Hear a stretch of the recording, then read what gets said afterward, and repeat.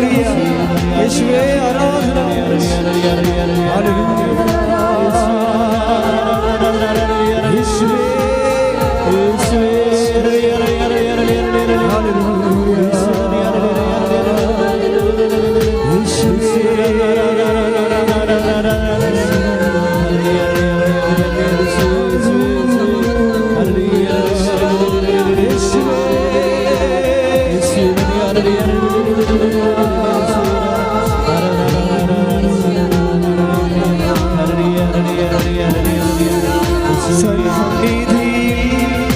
വസിച്ചോട്ടെ പാദങ്ങൾ ചുംബിച്ചോട്ടെ സന്നിധി വസിച്ചോട്ടെ പാദങ്ങൾ ചുംബിച്ചോട്ടെ ആരാധ്യൻ യേശുപരാ വണങ്ങുന്നു ഞാൻ പ്രിയരേ തേജസ്സേ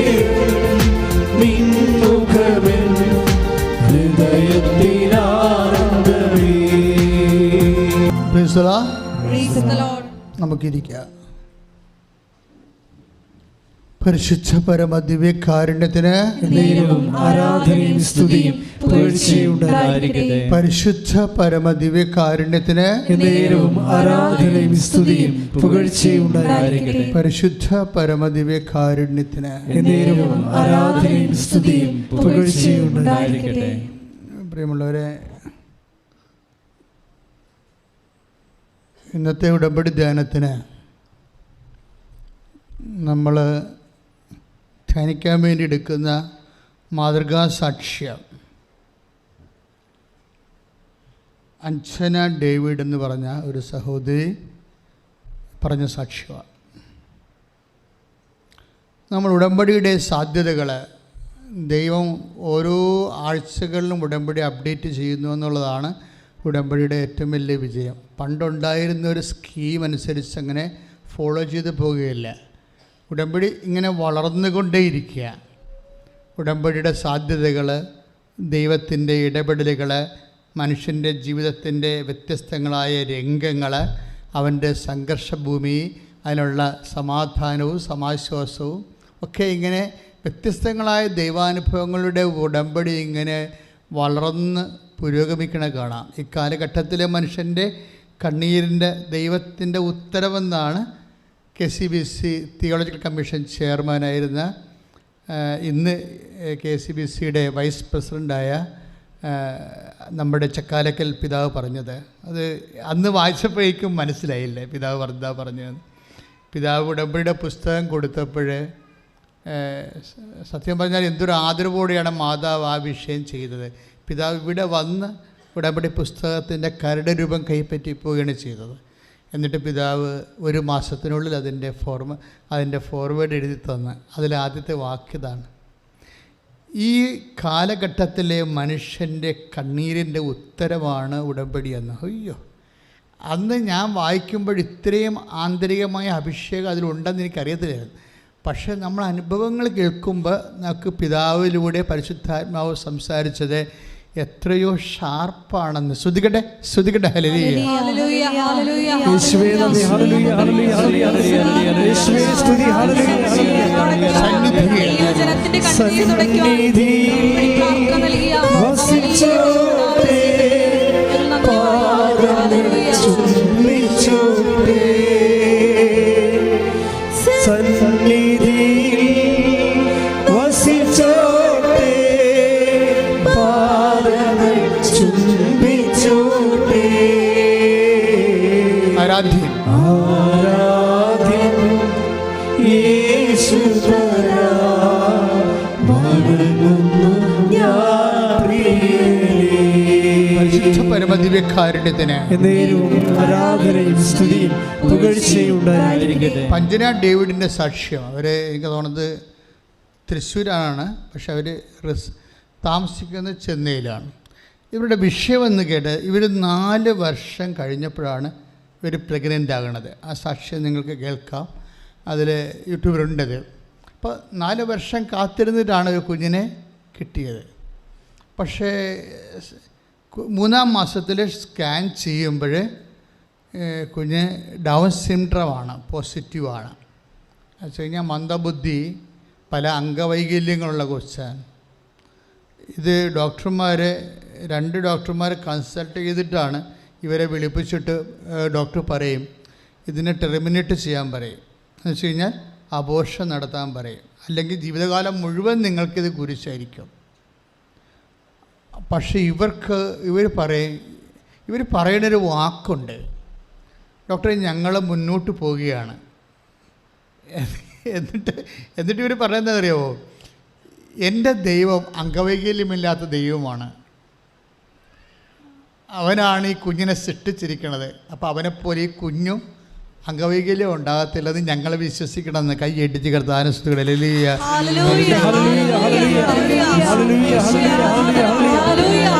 പ്രതിസന്ധി ഘട്ടങ്ങളിൽ വിശ്വാസം പ്രഖ്യാപിക്കാനുള്ള കൃപ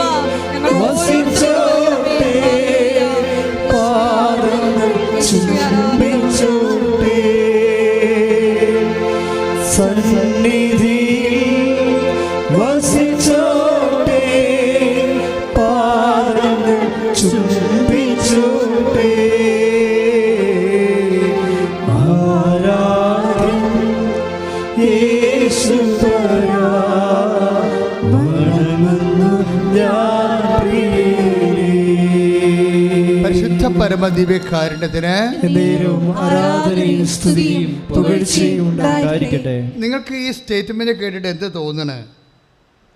അംഗവൈകല്യമുള്ള കുഞ്ഞുങ്ങളുണ്ടല്ലോ, വേറെ ഇല്ലേ? അവരെ അവിടെ മാതാപിതാക്കന്മാർ പൊന്നുപോലെ സൂക്ഷിക്കുകയും വളർത്തുകയൊക്കെ ചെയ്യുന്നുണ്ട്. ഓട്ടിസം ബാധിച്ച് എത്രയോ മക്കളിവിടെ വരണത്. അപ്പോൾ അവരുടെ മാതാപിതാക്കന്മാരെ ദൈവം എന്തുമാത്രം വിശ്വസിച്ചിട്ടാണ് ആ കുഞ്ഞുങ്ങളെ ഏൽപ്പിച്ചിരിക്കുന്നത്. ചിലപ്പോൾ ആ കുഞ്ഞുങ്ങളിലൂടെ ആയിരിക്കും അവിടെ നിത്യത ഏറ്റവും കൂടുതൽ ഉറപ്പ് വരുന്നത്.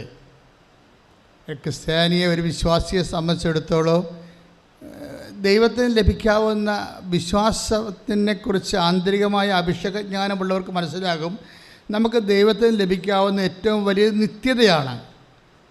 നിത്യതയേക്കാൾ കുറഞ്ഞ് ഒരു ക്രിസ്ത്യാനിക്ക്, ഒരു വിശ്വാസിക്ക് എന്ത് കിട്ടിയിട്ടും കാര്യമില്ല. കാര്യം എന്താണ്? ഈ വെള്ളം കുടിക്കണതിനൊക്കെ ഇനിയും ദാഹിക്കും. കർത്താവ് 5 ഭർത്താക്കന്മാരുണ്ടായ സ്ത്രീയോട് പറഞ്ഞില്ലേ, 4:13 യോഹന്നാൻ്റെ സുവിശേഷം എന്താ പറയണത്? ഈ വെള്ളം കുടിക്കണവന് ഇനിയും ദാഹിക്കും. അപ്പോഴേ ഈ ലോകത്തിൻ്റെ ശരീര സംബന്ധമായ വീട്, ജോലി, വിവാഹം, മക്കൾ, അതുപോലെ തന്നെയുള്ള ശരീരത്തോട് ബന്ധപ്പെട്ട എന്ത് കിട്ടിയാലും വീണ്ടും നമുക്ക് കിട്ടാത്ത പോലെ തോന്നുമെന്നാണ് ഈശോ പറയണത്. കിട്ടിയാലും കിട്ടാത്ത പോലെ തോന്നും. അപ്പോൾ കിട്ടിയത് കൊണ്ട് നമ്മൾ ഉദ്ദേശിക്കുന്ന അൾട്ടിമേറ്റ് എയിം ഇല്ല. അത് വിശ്വാസിയാണ് മനസ്സിലാക്കുക. പക്ഷേ അതുകൊണ്ട് എന്താ ചെയ്യണമെന്ന് വെച്ച് കഴിഞ്ഞാൽ, ഇപ്പോൾ തന്നെ ഇപ്പോൾ ഈ ഷീജ ഇങ്ങനെ ഈ അഞ്ജന ഡേവിഡ് ഇങ്ങനെ ഒരു സ്റ്റേറ്റ്മെൻറ്റ് പറഞ്ഞില്ലേ, എൻ്റെ ദൈവം അംഗവൈകല്യമില്ലാത്ത ദൈവമാണ്, അതുകൊണ്ട് അവൻ സൃഷ്ടിക്കുന്നതും അംഗവൈകല്യമില്ലാത്തതായിരിക്കും. ഞങ്ങൾ സൃഷ്ടിച്ചെന്നല്ല പറഞ്ഞിരിക്കുന്നത്, അവൻ സൃഷ്ടിച്ചെന്നാണ് പറഞ്ഞിരിക്കുന്നത്. എന്താ കാര്യം? ഇതൊരു വിശ്വാസത്തിൻ്റെ വിഷയമാണ്. വിശ്വാസം ഏറ്റു പറയാനുള്ളതാണ്. നമ്മൾ വിശ്വാസത്തെ വളരണത് എങ്ങനെയാണ്? ഇവരെന്താ ചെയ്തിരിക്കണത്? ഇവരുടെ സ്കാൻ ചെയ്തപ്പോൾ ഈ കുഞ്ഞിന് പല അവയവങ്ങളും ഇല്ല എന്നുള്ളത് മനസ്സിലായി. കിഡ്നിയുടെ പ്രോബ്ലം ഉണ്ട്, തലതിരിയത്തില്ല, പല പ്രശ്നങ്ങളാണ് ഈ അതിൻ്റെ കിടക്കുടക്ക് ഓരോ സ്കാനിങ്ങിനും വരണത്. അപ്പോഴൊക്കെ ഇവരിങ്ങനെ വിശ്വാസത്തിൽ നിൽക്കുകയാണ്. എന്താ പ്രശ്നം വെച്ച് കഴിഞ്ഞാൽ, വിശ്വാസത്തെക്കുറിച്ച് സെൻറ്റ് പോള് ഏറ്റവും കൂടുതൽ വിശ്വാസത്തെ കൈകാര്യം ചെയ്ത ഒരു അപ്പോസ്തലനാണ് വിശുദ്ധ പൗലോസ്. അദ്ദേഹം പറയുന്നത് എന്താണ്? നിങ്ങൾ ദൈവത്തെ മഹത്വപ്പെടുത്തിക്കൊണ്ട് വിശ്വാസത്തിൽ ശക്തി പ്രാപിക്കാൻ. 4:20 റോമാലേഖനം 4:20 ഏറ്റു പറഞ്ഞ് ദൈവത്തെ മഹത്വപ്പെടുത്തിക്കൊണ്ട് വിശ്വാസത്തിൽ ശക്തി പ്രാപിക്കുക. അപ്പോൾ കേവല വിശ്വാസം നമുക്ക് കിട്ടും, പക്ഷെ നമ്മളെന്ത് ചെയ്യണം? വിശ്വാസത്തെ ശക്തിപ്പെടുത്തിക്കൊണ്ടേയിരിക്കണം. നമുക്ക് കേവല വിശ്വാസമാണ് കിട്ടുന്നത്, അല്ലേ? മാതാപിതാക്കന്മാരിൽ നിന്ന് പകർന്നു കിട്ടും, വേദപാഠ ക്ലാസ്സിൽ നിന്ന് പകർന്നു കിട്ടും, ബൈബിൾ പഠനത്തിലൂടെയും പ്രസംഗത്തിലൂടെയും പകർന്നു കിട്ടും. ഇതെല്ലാം നമ്മൾക്ക് കിട്ടുന്നതും, പക്ഷേ ഈ വിശ്വാസത്തെ നമ്മൾ, ഈ കേവല വിശ്വാസത്തെ പവേഡായിട്ടുള്ള ഫെയ്ത്താക്കി കൺവേർട്ട് ചെയ്യണം. ശക്തി പ്രാപിച്ച വിശ്വാസം, അത് നമ്മുടെ കോൺട്രിബ്യൂഷനാണ്. പറഞ്ഞാൽ മനസ്സിലായില്ലേ? നമ്മളുടെ ഇപ്പോൾ നിങ്ങളുടെ കയ്യിലിരിക്കുന്ന ഒന്നും ശരിക്കും ആക്ടിവേറ്റ് ചെയ്ത ഫെയ്ത്ത് അല്ല. പണ്ടെങ്ങോ വേദപാഠ ക്ലാസ്സിൽ നിന്ന് കിട്ടിയിട്ട് അതുപോലെ കൊണ്ടുനടക്കുകയാണ്. വിശ്വാസം പ്രഖ്യാപിച്ചിട്ടില്ല. വിശ്വാസം പ്രഖ്യാപിക്കുമ്പോഴല്ലേ ദൈവം മഹത്വപ്പെടുത്തുള്ളൂ. ഇപ്പോൾ അഞ്ജന ഡേവിഡ് എന്താ ചെയ്തിരിക്കണത്? ഈ അംഗവൈകല്യമുള്ള കുഞ്ഞിനെ ഗർഭത്തിൽ ഇട്ടുകൊണ്ട് അവൾ പറയണത് എന്താണ്?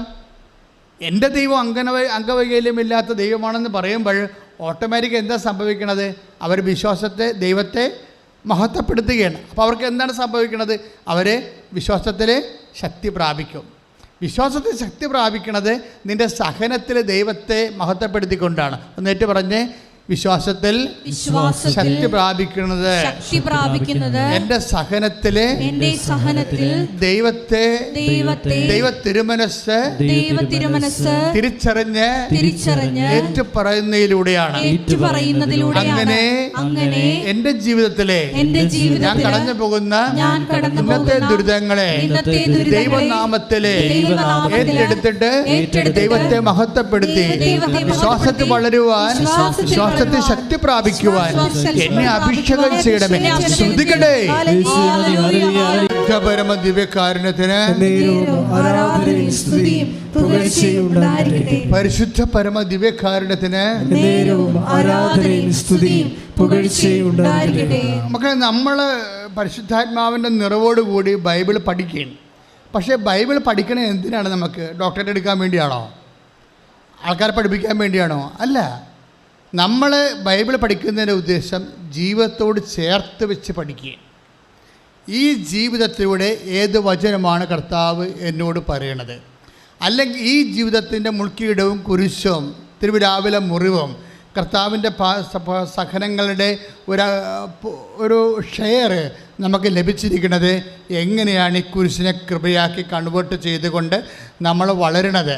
അത് അങ്ങനെ വളർച്ചയ്ക്ക് വേണ്ടിയാണ് നമ്മൾ വിശുദ്ധ ഗ്രന്ഥം പഠിക്കണത്. പ്രാർത്ഥിക്കുക. കർത്താവായ ദൈവമേ, എൻ്റെ ജീവിതത്തില് അന്നു വേണ്ട ആഹാരം പോലെ തന്നിട്ടുള്ള ദൈവഹിതമാകുന്ന അനുദിന ഭക്ഷണങ്ങളെ തിരിച്ചറിഞ്ഞ് ഉപയോഗിക്കുവാൻ എന്നെ അഭിഷേകം ചെയ്യണമേ. പ്രിയപ്പെട്ടവരെ, ഇപ്പോഴ് നമ്മൾ വായിച്ച് കേട്ട വചനം ഏതാണ്? റോമൻ 4:20. എന്താ വചനം? എന്ന് പറഞ്ഞ ദൈവത്തെ മഹത്വപ്പെടുത്തി വിശ്വാസത്തിൽ വളരുവേൻ, ശക്തിപ്പെടുവേൻ. അപ്പോൾ എന്നെ പ്രോബ്ലം കഴിഞ്ഞാലേ ദൈവത്തെ മഹത്വപ്പെടുത്തിയാൽ നമുക്കെന്ത് സംഭവിക്കും? വിശ്വാസത്തെ നമ്മൾ അപ്ഗ്രേഡ് ചെയ്തു പോകും. വിശ്വാസം അപ്ഗ്രേഡ് ചെയ്യണം. കാര്യം നമ്മൾക്കുള്ള പ്രോബ്ലം ഞാൻ എപ്പോഴും പറയാറുണ്ട്. അതായത് നമ്മളുടെ ഫെയ്ത്ത് ക്രൊണോളജിക്കൽ ഫെയ്ത്താണ്. സാധാരണ നമുക്ക് 18 വയസ്സ് അല്ലെങ്കിൽ 50 വയസ്സുണ്ടെങ്കിൽ 50 വയസ്സിൻ്റെ വിശ്വാസമാണ് നമുക്കുള്ളത്. ചിലപ്പോൾ 50 വയസ്സിൻ്റെ വിശ്വാസം കാണത്തില്ല. വിശ്വാസത്തെ വർക്ക് ചെയ്യാത്ത ആൾക്കാരാണെങ്കിൽ 50 വയസ്സുള്ള വിശ്വാസം കാണത്തില്ല. 50 വയസ്സ് ഉണ്ടാകാം, ചിലപ്പോൾ 30 വയസ്സിൻ്റെ 20 വയസ്സിൻ്റെ വിശ്വാസം ഉണ്ടാകും. അതെന്ന് വെച്ചാൽ ക്രോണോളജിക്കൽ ഇയറിനേക്കാൾ താഴ്ന്നു വരും. എന്നുവെച്ചാൽ വണ്ടിയുടെ പുറകിൽ കൊണ്ടുവന്ന് കുതിരയെ കെട്ടണ പോലെ ഇരിക്കും. അതുകൊണ്ടാണ് മൂവ് ചെയ്യാത്തത്. എപ്പോഴും വണ്ടി, ഈ ജീവിതമാകുന്ന വണ്ടി വിശ്വാസം വലിച്ചുകൊണ്ട് പോകണം. അതിന് വിശ്വാസം വയസ്സിനേക്കാൾ കൂടിയ വിശ്വാസം ഉണ്ടാകണം. ഇത് വലിയ പ്രശ്നമാണ്. ഒന്ന് പ്രാർത്ഥിച്ച്, എൻ്റെ കർത്താവേ, എൻ്റെ പ്രായത്തിൽ കവിഞ്ഞ വിശ്വാസത്താൽ എന്നെ അഭിഷേകം ചെയ്യണമേ. എൻ്റെ പ്രായത്തിൽ കവിഞ്ഞ വിശ്വാസത്താൽ എന്നെ അഭിഷേകം ചെയ്യണമേ. ഈ പ്രായത്തിൽ കവിഞ്ഞ വിശ്വാസം ഉണ്ടാണെങ്കിൽ എന്ത് ചെയ്യണം? ദൈവത്തെ മഹത്വപ്പെടുത്തേണ്ടി വരും.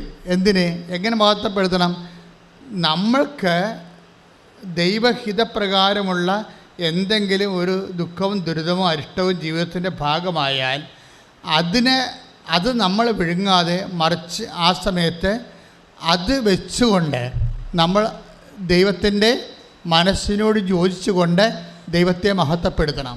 അല്ലാതെ അതിന് കരഞ്ഞ് കൂവി ആപ്പടെ സങ്കടപ്പെട്ട് നടക്കരുത്. കാര്യം ദൈവത്തിനെ സംബന്ധിച്ചിടത്തോളം ഏത് നിമിഷവും നിൻ്റെ ജീവിതത്തിലേക്ക് ഇടപെടാനുള്ള ഒരു വകുപ്പാണത്. നിൻ്റെ സന്തോഷത്തിൽ ഇടപെട്ടിട്ട് ദൈവത്തിന് കൃപ ഉൽപ്പാദിപ്പിക്കാൻ പറ്റത്തില്ല. Note the point. ശ്രദ്ധിക്കുക, നിൻ്റെ സന്തോഷത്തിൽ ഇടപെട്ടുകൊണ്ട് നിനക്ക് ഒരു വിശ്വാസത്തെ വർദ്ധിപ്പിക്കുന്നതിനേക്കാൾ ദൈവത്തിന് എളുപ്പം നിൻ്റെ സങ്കടങ്ങളിൽ ഇടപെട്ടിട്ട് നിൻ്റെ വിശ്വാസത്തെ വർദ്ധിപ്പിക്കുന്നതാണ്. അതുകൊണ്ടാണ് സന്തോഷവും സങ്കടവും. ഇപ്പം നീ ഒരു സന്തോഷമായിട്ട് പോവുകയാണ്, ഒരു കുഴപ്പമില്ല വെച്ചാൽ ഭംഗിയായിട്ട് പോകണമെന്ന് പറഞ്ഞാൽ ഒക്കെയാണ് വെച്ചാൽ കുഴപ്പമില്ലെന്ന് വെച്ചാൽ ഞാൻ പറയും നീ പോക്കാണെന്ന് പറയും. എന്താ കാര്യം? ദൈവം നിന്നെ തിരഞ്ഞെടുത്തിട്ടില്ല. വിശ്വാസം വളർത്താൻ വേണ്ടി ദൈവം നിന്നെ തിരഞ്ഞെടുത്തിട്ടില്ല. നിനക്ക് ക്ലാസ് കയറ്റമില്ല. പണ്ടത്തെ ക്ലാസ്സിൽ തന്നെ ഇരിക്കുകയാണ്, കുഴപ്പമൊന്നുമില്ല. അത്യാവശ്യം ഭക്ഷണം കിട്ടും, അത്യാവശ്യം ജോലിയുണ്ട്, അത്യാവശ്യം സന്തോഷമായിട്ടൊക്കെ അങ്ങനെ പോകണേ. ഇതുകൊണ്ട് നിത്യതയ്ക്കൊരു പ്രയോജനമില്ല.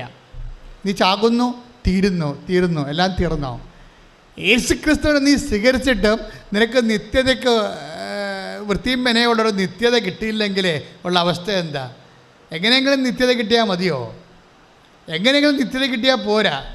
അതെന്തുകൊണ്ടാണ് പൗലോസ് അപ്പോസ്തലൻ 1 കൊരിന്ത്യർ 15:41 ഒന്ന് വായിച്ച് ഒന്ന് പറഞ്ഞ്, സ്വർഗീയ ശരീരങ്ങളുണ്ട്, ഭൗമിക ശരീരങ്ങളുണ്ട്. സ്വർഗീയ ശരീരങ്ങളുടെ തേജസ് ഒന്ന്, ഭൗമിക ശരീരങ്ങളുടെ തേജസ് മറ്റൊന്ന്. തേജസ് മാറ്റം കണ്ടില്ലേ?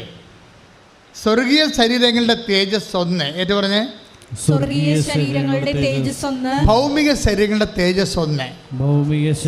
അപ്പൊ തേജസ്സാണ് പ്രോബ്ലം, മഹത്വമാണ് പ്രശ്നം. കണ്ടില്ലേ? ഇനി അടുത്ത വായിക്കുക.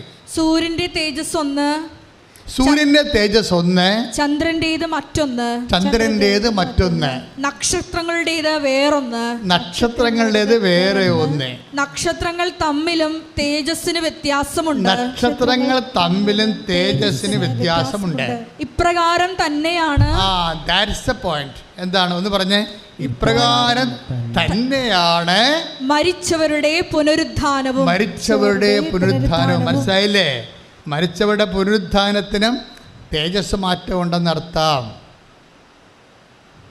നമ്മളൊക്കെ കർത്താവിൻ്റെ ഒരു കണക്ക് കൂട്ടലല്ലേ. കർത്താവ് ഈ ചന്ദ്രനെ ഒന്നും കണക്കാക്കണില്ല. മനസ്സിലായില്ലേ? എങ്ങനെയെങ്കിലും ഒന്ന് സൽപ്രവൃത്തിയൊക്കെ ചെയ്ത് ഇവരെ കേടുകൂടാതെയൊക്കെ പോകുന്ന ഈ സാധാരണ ഒരു പാസ് മാർക്കില്ലേ, അതൊന്നും കർത്താവ് ഈ ചന്ദ്രനെയൊക്കെ കൂട്ടുന്നത് സെൻറ്റ് പോളാണ്. കർത്താവിൻ്റെ കണക്കിൽ ചന്ദ്രനൊന്നും ഇല്ല. കർത്താവ് എന്താ പറയണത്? 13:43 യോഹന്നാൻ മത്തായി ശ്ലീഹയുടെ സുവിശേഷം 13:43 വാക്യം പറഞ്ഞോളൂ, ശ്രദ്ധിക്കട്ടെ. അപ്പോൾ നീതിമാന്മാർ തങ്ങളുടെ പിതാവിന്റെ രാജ്യത്തിൽ സൂര്യനെ പോലെ പ്രശോഭിക്കും. സൂര്യനെ പോലെ. അപ്പൊ ചന്ദ്രനും നക്ഷത്രമൊക്കെ പോയി, മൈൻഡ് ചെയ്യണില്ല.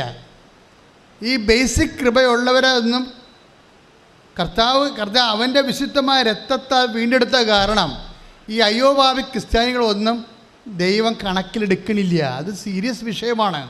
നിങ്ങൾ വിചാരിക്കരുത് എങ്ങനെയും തെമ്മാടിത്തരമായിട്ട് 5 ഭാര്യമാരെ 2 ഭർത്താക്കന്മാർ അല്ലെങ്കിൽ 10 അബോർഷനൊക്കെ കഴിഞ്ഞിട്ട് അങ്ങനെ അടിവിളിച്ച് പൊളിച്ച് ജീവിക്കാം, അവസാനം ഒരു കുമ്പസാരം നടത്തി കുറേ മോങ്ങി തേങ്ങി അവസാനം ചത്ത് ചവിപ്പെട്ടി പോകാമെന്ന് വിചാരിച്ചാൽ ഒറ്റ നടക്ക് പോകത്തില്ല. ഈ ആൾക്കാർക്കെല്ലാം വന്നിരിക്കുന്ന അബദ്ധം അതാണ്. അവസാനത്തെ മാനസാന്തരത്തിന് വേണ്ടി ഇരിക്കുകയാണ്. അതാകുമ്പോൾ എല്ലാം ഒക്കത്തില്ല. നിങ്ങൾ ഈ വചനങ്ങൾ കൂട്ടി വായിക്കണം. സെൻറ്റ് പോൾ പറയണത്, സെൻറ്റ് പോൾ സൂര്യൻ്റെ കൂടെ പിന്നെ ഈ ബേസിക് കോഴ്സുകാരെ എടുക്കുന്നുണ്ട്. A+കാരല്ല, സെൻറ്റ് പോൾ എക്കാരെ എടുക്കുന്നുണ്ട്, B+ ഒക്കെ എടുക്കുന്നുണ്ട്. ചന്ദ്രൻ കഴിഞ്ഞാൽ പിന്നെ നക്ഷത്രം, അത് B+ ആണ്. ആ കേസ് കണ്ട് കൃപയിൽ B+ ആണ്. അതൊക്കെ സെൻറ്റ് പോൾ എടുക്കുന്നുണ്ട്, പക്ഷേ കർത്താവ് എടുക്കണില്ല. എന്താ കാര്യം? അവൻ്റെ വിശുദ്ധരത്വം ചിന്തിയിരിക്കുന്നതാണ്. അവൻ വിലക്ക് വാങ്ങപ്പെട്ടവരാണെന്ന് നമ്മളെന്ന് പറയുമ്പോൾ തന്നെ അതിൻ്റെ ഗൗരവം നമുക്ക് മനസ്സിലാക്കണം. എൻ്റെ സഹോദരങ്ങളെ, ഒരു കാര്യം വ്യക്തമാണ്. ഒരു മനുഷ്യൻ്റെ ജീവിതത്തിൽ നിങ്ങൾ 10 കാര്യം നമുക്കുണ്ടെന്ന് വിചാരിച്ചോ, ജീവിതത്തിൽ 2 കാര്യങ്ങളെങ്കിലും നടക്കാതെ വരണം. That's my point. പറഞ്ഞാൽ മനസ്സിലായില്ലേ? ഇപ്പം നിങ്ങൾക്ക് 10 കാര്യങ്ങൾ ജീവിതത്തിലുണ്ടെന്ന് വിചാരിച്ചോ, അച്ഛൻ പറയണത് നിങ്ങൾക്ക് ലാഭം 2 കാര്യങ്ങളെങ്കിലും നടക്കാതെ വരണതാണ്. ഇപ്പോഴേ എന്താ കാര്യം വെച്ച് കഴിഞ്ഞാൽ നടക്കാതെ വരുമ്പോൾ എന്താ നിങ്ങൾ ചെയ്യേണ്ടത്? അത് വിൽ ഓഫ് ഗോഡായിട്ട് കൺവേർട്ട് ചെയ്യണം. പറഞ്ഞ മനസ്സിലായില്ലേ? 10 കാര്യങ്ങൾ നിങ്ങൾക്കുണ്ട്. ഭർത്താവിൻ്റെ ജോലി, നിങ്ങളുടെ കുഞ്ഞുങ്ങളുടെ അഡ്മിഷൻ, അങ്ങനെ പല കാര്യങ്ങൾ, നിങ്ങളുടെ രോഗം, 10 കാര്യങ്ങളുണ്ട്, വസ്തു വിൽപ്പന. പക്ഷേ ഇതിൽ 2 കാര്യങ്ങളെങ്കിലും, ഞാൻ 2 പറഞ്ഞാൽ നിങ്ങളെ പേടിച്ചിട്ട് പറയണതാണ്, നിങ്ങൾക്ക് അത്രയും വറച്ച പറക്കില്ല, അതുകൊണ്ടാണ് 2 കാര്യങ്ങളെങ്കിലും നടക്കാതെ വരണം. എന്താ കാര്യം? നമ്മുടെ ഇഷ്ടമല്ലല്ലോ അത്. കർത്താവിൻ്റെ കാര്യത്തിൽ ഇന്ന് ഈശോ മഹത്വരാജ്യനായി നിൽക്കണ എന്തുകൊണ്ടാണ്? അവൻ പ്രാർത്ഥിച്ച കാര്യം നടക്കാതിരുന്നത് കൊണ്ടല്ലേ. ഇന്ന് ഈശോ മഹത്വരാജ്യനായി നമ്മുടെ കൂടെ എഴുന്നള്ളിയിരിക്കുന്നതിൻ്റെ കാരണം എന്താണ്? ജനകോടികളും ജന്മാന്തരങ്ങളും അവൻ്റെ മുമ്പിൽ പരിശുദ്ധൻ പരിശുദ്ധൻ എന്ന് പറഞ്ഞുകൊണ്ട് അവനെ വാഴ്ത്തുന്ന കാര്യം എന്താണ്? അവൻ പ്രാർത്ഥിച്ചത് നടക്കാതിരുന്നിട്ടാണ്. മനസ്സിലായില്ല നിങ്ങൾക്ക്? അവനെന്താ പ്രാർത്ഥിച്ചത്? പിതാവേ, സാധ്യമെങ്കിൽ പാനപാത്രം എന്നെ കടന്നു പോകണം, എങ്കിലും എൻ്റെ ഇഷ്ടമല്ല അങ്ങയുടെ ഇഷ്ടം. ആ ഒരൊറ്റ വാക്കിലാണ് കർത്താവ് രക്ഷപ്പെട്ടത്. ദാറ്റ് മീൻസ് പലപ്പോഴും ഓർക്കണം, നിങ്ങൾ സന്തോഷിക്കേണ്ടത് കിട്ടിയ കാര്യത്തെ ഓർത്തല്ല, കിട്ടാത്ത കാര്യങ്ങൾക്ക് ദൈവഹിതമായിട്ട് കൺവേർട്ട് ചെയ്യാൻ പഠിക്കണം. പ്രാർത്ഥിക്കുക. കർത്താവായ ദൈവമേ, എൻ്റെ ജീവിതത്തിലെ എന്തെങ്കിലും കാര്യം എൻ്റെ മനസ്സിന് അനപേക്ഷണീയമായിട്ട് നടക്കാതെ ഇരുന്നിട്ടുണ്ടെങ്കിൽ അതിന്റെ പേരില് എനിക്ക് നിരാശ വന്നിട്ടുണ്ടെങ്കിൽ ഇപ്പോൾ അങ്ങയുടെ വചനം എനിക്ക് പ്രത്യാശ നൽകുന്നതിനെ ഓർത്ത് ഞാൻ അങ്ങേക്ക് നന്ദി പറയുന്നു. നടക്കാത്ത കാര്യങ്ങളെ ഓർത്ത് ഞാൻ അങ്ങയെ സ്തുതിക്കുന്നു, അങ്ങയെ മഹത്വപ്പെടുത്തുന്നു. എന്റെ വിശ്വാസത്തില് റോമ 4:20 അനുസരിച്ചുകൊണ്ട് എന്നെ വിശ്വാസത്തില് ശക്തിപ്പെടുത്തണമേ. ശ്രദ്ധിക്കട്ടെ. ദിവ്യകാരുണ്യത്തിന് ഇപ്പൊ നമ്മള് ധ്യാനിച്ചുകൊണ്ടിരിക്കുന്ന വിഷയം റോമ 4:20 എന്താണ്? ദൈവത്തെ മഹത്വപ്പെടുത്തി പറഞ്ഞ ദൈവത്തെ മഹത്വപ്പെടുത്തി വിശ്വാസത്തില് ശക്തി പ്രാപിക്കുവിൻ. എന്താ കാര്യം അങ്ങനെ പറയാൻ? വിശ്വാസത്തിൽ ശക്തി പ്രാപിക്കാൻ പറയാൻ കാരണം എന്താണ്? It's my question. ഇപ്പം നമ്മൾ പറഞ്ഞത് എന്താണ്? ദൈവത്തെ മഹത്വപ്പെടുത്തി. ഏത് പറഞ്ഞ്? ദൈവത്തെ മഹത്വപ്പെടുത്തി വിശ്വാസത്തില് ശക്തി പ്രാപിക്കുവിൻ. അല്ലേ? വിശ്വാസത്തിൽ ശക്തി പ്രാപിക്കുക എന്നാണ് ലക്ഷ്യം, അല്ലേ? വിശ്വാസത്തിൽ ശക്തി പ്രാപിക്കണം. നമ്മൾ എന്തിനാണ് വിശ്വാസത്തിൽ ശക്തി പ്രാപിക്കണത്? ദൈവത്തെ മഹത്വപ്പെടുത്തി വിശ്വാസത്തിൽ ശക്തി പ്രാപിക്കണം എന്തിനാണ്? It's a question. എന്താ കാര്യം? വിശ്വാസത്തിൽ എന്തിനാണ് ശക്തി പ്രാപിക്കുന്നത്? എന്തിനാണ് ശക്തി പ്രാപിക്കുന്നത്? വാഗ്ദാനങ്ങൾ നൽകപ്പെട്ടത് വിശ്വാസത്തിൻ്റെ അടിസ്ഥാനത്തിലാണ്. Praise the Lord. അതാണ് പ്രശ്നം. റോമ 4:16 എൻ്റെ ഉത്തരം കിടക്കുന്നത്. റോമൻ 4:16 എന്താ കാര്യം? എന്തിന്? ഇപ്പോൾ റോമ 4:20 അനുസരിച്ച് കൊണ്ട് ദൈവത്തെ മഹത്വപ്പെടുത്തിക്കൊണ്ട് വിശ്വാസത്തിൽ ശക്തി പ്രാപിക്കുവാൻ. എന്തിനാണ് വിശ്വാസത്തിൽ ശക്തി പ്രാപിക്കണത്? ഉള്ള വിശ്വാസം കൊണ്ടിരുന്നാൽ പോരെ? മനസ്സിലായില്ലേ? പണ്ട് കേസക്കേസും പഠിക്കുന്ന കാലത്ത്, കുർബാന കേൾക്കലപ്പാടിൻ്റെ കാലത്തൊക്കെ കിട്ടിയ വിശ്വാസം കൊണ്ടിരുന്നാൽ പോരെ? എന്തിനാണ് ശക്തി പ്രാപിക്കണത്? It's a question. മനസ്സിലായ? ചോദ്യം മനസ്സിലായില്ലേ? ദൈവത്തെ മഹത്വപ്പെടുത്തി വിശ്വാസത്തിൽ ശക്തി പ്രാപിക്കാൻ വചനം പറഞ്ഞിട്ടുണ്ട്. പക്ഷേ എന്തിന് വിശ്വാസത്തിൽ ശക്തി പ്രാപിക്കണം? എന്താ കാരണം? കാരണം റോമൻ 4:16 എന്താണ് അവിടെ എഴുതിയിരിക്കുന്നത്? വായിച്ചോളൂ. ശ്രദ്ധിക്കട്ടെ. വാഗ്ദാനം നൽകപ്പെട്ടത്. വാഗ്ദാനം ഏറ്റു പറഞ്ഞേ. വാഗ്ദാനം നൽകപ്പെട്ടത് വിശ്വാസത്തിന്റെ അടിസ്ഥാനത്തിലാണ്. വിശ്വാസത്തിന്റെ അടിസ്ഥാനത്തിലാണ്. പിടികിട്ടിയില്ലേ? ദൈവത്തിന് നമുക്ക് ലഭിക്കുന്ന സംഭവം ക്യാഷ് ആൻഡ് കൈൻഡായിട്ട് കിട്ടണത് എന്താണ്? വാഗ്ദാനമാണ് കിട്ടണത്. അതെപ്പോഴും നമ്മൾ മനസ്സിലാക്കണം. ഇപ്പോൾ പാലായാലും റൊട്ടി ആയാലും എന്തൊക്കെ IELTS പാസ്സാകുന്നതായാലും വസ്തു വിൽക്കുന്നതായാലും മക്കൾ ജനിക്കുന്നതായാലും വിവാഹം നടക്കുന്നതായാലും കല്യാണം കോടികളുടെ കടം റെമിറ്റ് ചെയ്യണം നിത്യജീവനായാലും ഇതെല്ലാം ദൈവം ഡിസൈൻ ചെയ്തിരിക്കുന്നത് വാഗ്ദാനത്തിൻ്റെ രൂപത്തിലാണ്. അത് ആണ് ഇതിൻ്റെ ടെക്നിക്ക്. 8852 വാഗ്ദാനങ്ങൾ ദൈവം തന്നിട്ടുണ്ട്. 1-2 അല്ല, 8800. ഇപ്പം നിങ്ങൾ 8852 വാഗ്ദാനങ്ങൾ. അതിൽ വീടുണ്ട്, ലാൻഡുണ്ട്, നമ്മുടെ PR ഉണ്ട്, എല്ലാ സംഭവം ഇതിനകത്തുണ്ട്. നിങ്ങൾ സ്ഥലം വിൽപ്പനയുണ്ട്, വിറ്റ സ്ഥലത്ത് താമസിക്കുന്നുണ്ട്, ക്യാൻസറിൻ്റെ സൗഖ്യമുണ്ട്, കരളിൻ്റെ സൗഖ്യമുണ്ട്, ശരീരത്തിൻ്റെ എല്ലാ സൗഖ്യങ്ങളുണ്ട്, നിത്യത വരെയുണ്ട്. നിത്യത ഇല്ലായിരുന്നു. വാഗ്ദാനങ്ങളുടെ കൂട്ടത്തിൽ നിത്യത ഇല്ലായിരുന്നു. നിത്യത കൂട്ടിച്ചേർത്തത് യേശുവാണ്. അതിനാണ് ഈശോ പുതിയ ഉടമ്പടി എന്ന് പറഞ്ഞത്. 8852 വാഗ്ദാനം ഉണ്ടെങ്കിലും ഈ വാഗ്ദാനത്തിൻ്റെ കൂട്ടത്തിൽ നിത്യത വാഗ്ദാനം ചെയ്തിട്ടില്ലായിരുന്നു. നിത്യത വാഗ്ദാനം ചെയ്താൽ തന്നെയും, അതായത് നിത്യത വാഗ്ദാനം ചെയ്താൽ തന്നെയും അതൊരു ഒക്കൾട്ടായിട്ട് ഇങ്ങനെ ഒരു നമ്മുടെ വാട്ടർമാർക്ക് പോലെ കിടക്കുകയാണ് നിത്യത. പഴയ നിയമത്തിൽ നിത്യതയുടെ കിടപ്പ് വശം എന്ന് പറയുന്നത് ഒരു വാട്ടർമാർക്ക് പോലെയാണ്. എന്താണ്? കന്യക ഗർഭം ധരിച്ച് ഒരു പുത്രനെ പ്രസവിക്കും. അപ്പം ക്രിസ്തുവിൻ്റെ ഒരു വാട്ടർമാർക്ക് അവിടെ ഉണ്ട്. ആ വാഗ്ദാനമാണത്. കന്യക ഗർഭം ധരിച്ച് പുത്രനെ പ്രസവിക്കുന്ന വാഗ്ദാനമാണ്. പിന്നെ ദൈവം സർപ്പത്തെ സാക്ഷി നിർത്തിക്കൊണ്ടൊരു വാഗ്ദാനം നൽകിയിട്ടുണ്ട്. അവിടെ മാതാവും വാട്ടർമാർക്കാണ്. അവിടെ എന്താണ്? നിനക്ക് സ്ത്രീക്കും തമ്മിലും നിൻ്റെ സന്തതിക്കും സ്ത്രീയുടെ സന്തതിക്കും തമ്മിലും ഞാൻ ശത്രുത ഉളവാക്കും, അവൻ്റെ കുതികാലിന് നീ പരിക്കേൽപ്പിക്കുമെന്ന് പറയുന്ന രക്ഷകനെ വാഗ്ദാനം ചെയ്യുന്ന അത് വാഗ്ദാനമാണ്. അതിൽ നിത്യതയുണ്ട്. പക്ഷെ അത് വാട്ടർമാർക്കാണ്, സൈലൻ്റാണ്. അതിൻ്റെ അകത്ത് അത് ആക്ടിവേറ്റ് ചെയ്യണത് ഈശോയാണ്. പക്ഷേ ഈശോ ആക്ടിവേറ്റ് ചെയ്യണത് എങ്ങനെയാണത്? ഈശോ വാഗ്ദാനമാക്കി അത് ശരിക്കും പുറത്തേക്ക് കൊണ്ടുവന്ന് വെളിച്ചത്ത് കൊണ്ടുപോകാൻ എങ്ങനെയാണ്? എല്ലാം ഇങ്ങനെ ഒരു ഇരുളായ്മ കിടന്നിട്ട് ഈശോ നിത്യത വെളിച്ചത്ത് കൊണ്ടുവരും. ഈശോ വെളിച്ചത്ത് കൊണ്ടുവരണം എങ്ങനെയാണ്? പിതാക്കന്മാർ മരുഭൂമി വെച്ച് മഞ്ഞ ഭക്ഷിച്ചു എന്ന് പറഞ്ഞിട്ട് ഈശോ പറയും അതുപോലല്ല ഈ അപ്പം എന്ന് പറയും. മനസ്സിലായി? അവിടെ വെച്ചാണ് ഈശോ വെളിച്ചത്ത് കൊണ്ടുവരണത്. നിത്യത വാഗ്ദാനത്തിൻ്റെ ഭാഗമാക്കുന്നത് അവിടെ വെച്ചാണ്. അതിന് പുതിയ ഉടമ്പടി വന്നത്. അത് ഉടമ്പടിയാണ്. ഉടമ്പടി എല്ലാ ദൈവം ഒന്നും ചെയ്യത്തില്ല.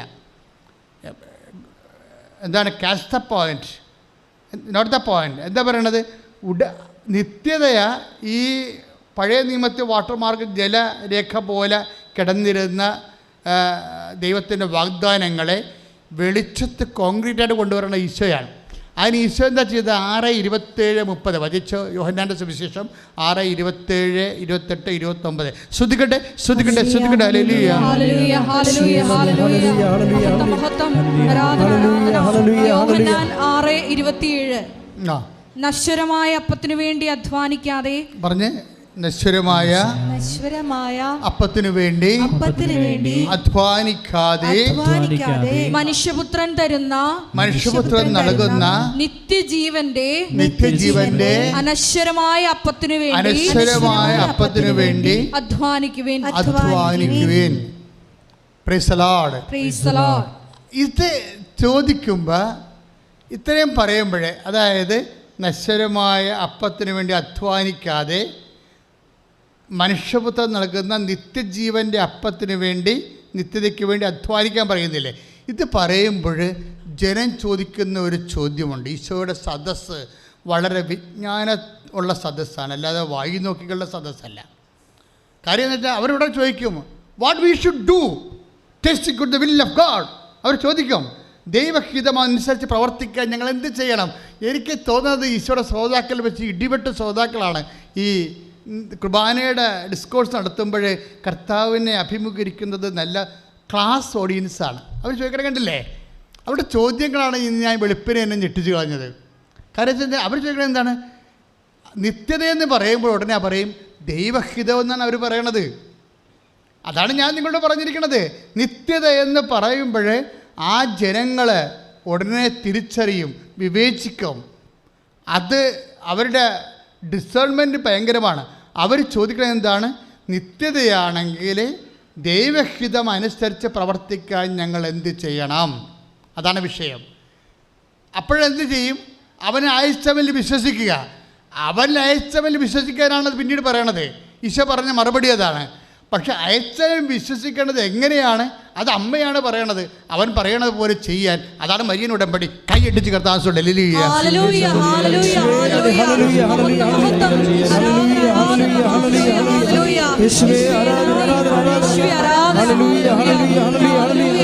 യേശുവേ സ്തുതി. ഹല്ലേലൂയ ഹല്ലേലൂയ ഹല്ലേലൂയ ഹല്ലേലൂയ. ഉടമ്പടി പ്രാർത്ഥനയിൽ അമ്മ ഉടനടി പരിഹാരമേകും. ഉടമ്പടി പ്രാർത്ഥനയിൽ അമ്മ ഉടനടി പരിഹാരമേകും. അവൻ പറയുന്നത് ചെയ്തിടുകിൽ ജീവിതം ധന്യമായി തീർന്നിടും. അവൻ പറയുന്നത് ചെയ്തിടുകിൽ ജീവിതം ധന്യമായി തീർന്നിടും. ആവേ ആവേ ആവേ ആവേ മരിയ. ആവേ ആവേ ആവേ മരിയ. ആവേ ആവേ ആവേ മരിയ. ആവേ ആവേ ആവേ മരിയ. ശ്രുതികട്ടെ ശ്രുതികട്ടെ. ഹല്ലേലൂയ ഹല്ലേലൂയ ഹല്ലേലൂയ ഹല്ലേലൂയ. യേശുവേ നന്ദി. ഹല്ലേലൂയ ഹല്ലേലൂയ. യേശുവേ നന്ദി. ഹല്ലേലൂയ ഹല്ലേലൂയ യേശുവേ നന്ദി. യേശുവേ നന്ദി. ഹല്ലേലൂയ ഹല്ലേലൂയ. 22 യോഹന്നാൻ 6:28 വായിച്ചോളൂ. യോഹന്നാൻ 6:28. അപ്പോൾ അവർ ചോദിച്ചു, ദൈവഹിതമനുസരിച്ച് പ്രവർത്തിക്കുന്നവരാകാൻ ഞങ്ങൾ എന്ത് ചെയ്യണം? ഒരു വിശ്വാസിക്ക് ദൈവത്തോട് ചോദിക്കണ ഇത്രയേ ഉള്ളൂ ചോദ്യങ്ങൾ. വാരിക്കെട്ടി ചോദ്യങ്ങളൊന്നുമില്ല. വെരി സിമ്പിൾ ക്വസ്റ്റ്യനേ ഉള്ളൂ. നീ ഒരു വിശ്വാസിയാണോ? നിനക്ക് നിൻ്റെ ദൈവത്തോട് ചിലപ്പോൾ 10,000 ചോദ്യങ്ങൾ ചോദിക്കാനുണ്ടാകാം. പക്ഷെ ദൈവം ഉത്തരം പറയുന്ന ഒരു ചോദ്യമേ ഉള്ളൂ, കാശ്മീർ. ഒരു വിശ്വാസി എന്ന നിലയിൽ ഇക്കാലങ്ങളിലെല്ലാം പലതരത്തിലുള്ള 100,000 സംശയങ്ങളുമായിട്ടാണ് നീ ജീവിക്കണത്. നിനക്ക് ദൈവത്തെ കാണുമ്പോൾ ഈ 100,000 സംശയങ്ങളും ചോദിക്കണം തോന്നും. പക്ഷേ ദൈവം കേൾക്കണ ഒരു സംശയമേ ഉള്ളൂ. എന്താ സംശയം? നിത്യജീവൻ പ്രാപിക്കാൻ ഞാൻ എന്ത് ചെയ്യണം? ആ 27 തൊട്ടൊരു വചനം വായിച്ചു ഒന്നുകൂടി. നശ്വരമായ അപ്പത്തിനു വേണ്ടി അധ്വാനിക്കാതെ, പറഞ്ഞോളൂ. നശ്വരമായ അപ്പത്തിനു വേണ്ടി അധ്വാനിക്കാതെ മനുഷ്യപുത്രൻ നൽകുന്ന നിത്യജീവന്റെ അനശ്വരമായ അപ്പത്തിനു വേണ്ടി അധ്വാനിക്കുവേൻ. ഒന്നിനു പറഞ്ഞേ, അനശ്വരമായ അപ്പത്തിനു വേണ്ടി അധ്വാനിക്കുവേൻ. ഒന്നുകൂടി പറഞ്ഞേ, അനശ്വരമായ അപ്പത്തിനു വേണ്ടി അധ്വാനിക്കുവേൻ. കൈ നെഞ്ചത്ത് വെച്ച് പ്രാർത്ഥിച്ചേ. കർത്താവായ ദൈവമേ, അങ്ങയുടെ വചനത്തിലെ വെളിപ്പെടുത്തും പോലെ അങ്ങയുടെ നിത്യതയ്ക്ക് വേണ്ടി അങ്ങയോടൊപ്പമുള്ള നിത്യകാല ജീവിതം ആദിമസഭയെ പോലെ പൊന്നിനേക്കാളും പൊന്നുകട്ടയേക്കാളും വിലമതിക്കുന്ന ഒരു വിശ്വാസിയുടെ ആന്തരിക അഭിഷേക മനസ്സ് എനിക്ക് അവകാശമാക്കണമേ. എന്നെ അഭിഷേകം ചെയ്യണമേ. ശുദ്ധപരമദിവ്യകാരുണ്യത്തിന് അപ്പോൾ അവർ ചോദിച്ചു. 28 വായിച്ചോളൂ. ദൈവഹിതമനുസരിച്ച് പ്രവർത്തിക്കുന്നവരാകാൻ ഞങ്ങൾ എന്ത് ചെയ്യണം? ഇതെന്ത് സംഭവം എന്നറിയാവോ? ഈശോ പറഞ്ഞു, അതായത് നശ്വരമായ അപ്പത്തിന് വേണ്ടി അധ്വാനിക്കാതെ മനുഷ്യപുത്രൻ നൽകുന്ന നിത്യജീവൻ്റെ അനശ്വരമായ അപ്പത്തിന് വേണ്ടി അധ്വാനിക്കുവേൻ എന്ന് പറഞ്ഞിട്ട് ഈശോ ഒരു വാക്ക് പറഞ്ഞു. എന്താണ്? പിതാവായ ദൈവം എന്നിൽ അംഗീകാര മുദ്ര ചാർത്തിയിരിക്കണമെന്ന്. മനസ്സിലായില്ലേ?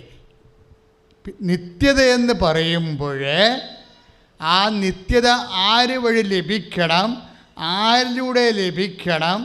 ഇപ്പം എല്ലാ സത്യം, എല്ലാ ദൈവത്തെങ്കിലേക്കുള്ള വഴിയെന്ന് പറഞ്ഞ് കുറേ അച്ഛന്മാർ ഇറങ്ങിയിട്ടുണ്ട്. അതാണ് പ്രശ്നം. മറ്റുള്ളവരുടെ സഹിക്കാൻ നമുക്ക് കുഴപ്പമില്ല, അവർക്ക് അറിവില്ല എന്ന് പറയും.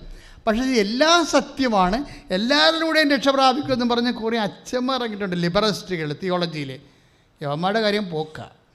കാര്യം എന്താ കാര്യം? കാലത്തിനൊപ്പം ജനങ്ങളുടെ കൈയടിച്ച് വാങ്ങിക്കാൻ വേണ്ടി അവർ കർത്താവിൻ്റെ വചനത്തിലും വെളിപാടിലും വെള്ളം ചേർത്തുകൊണ്ട് അവർ അപ്ഡേഷൻ ഉണ്ടാക്കുകയാണ്. എന്തിനാണ്? തങ്ങളുടെ ആത്മാവിനെ വിറ്റ് അപ്ഡേഷൻ ഉണ്ടാക്കുന്നവർക്ക് ഇത് ഒരു തിരിച്ചറിവായിരിക്കണം. ശ്രുതിക്കട്ടെ. പരിശുദ്ധാത്മാവും നമ്മൾക്ക് ഇപ്പോഴും വെളിപ്പെടുത്തിക്കൊണ്ടിരുന്ന സന്ദേശം എന്താണ്?